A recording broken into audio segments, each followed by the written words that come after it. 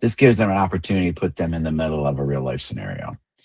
And a lot of people think that the tabletop exercise is the IT area's issue or problem. It's not. If you have a cybersecurity incident or a serious like a ransomware attack, it's a business issue. And so everyone on the executive team should be aware what their role is, what they need to do. And so that's why these are important to have. And we recommend you do them at least annually. I know some organizations are doing them a little bit more often, which can't hurt, right? Because your incident response plan, it literally walks you through everything you need to do to help remediate the situation. And it also has crisis management built in because the communication piece around this is really important too.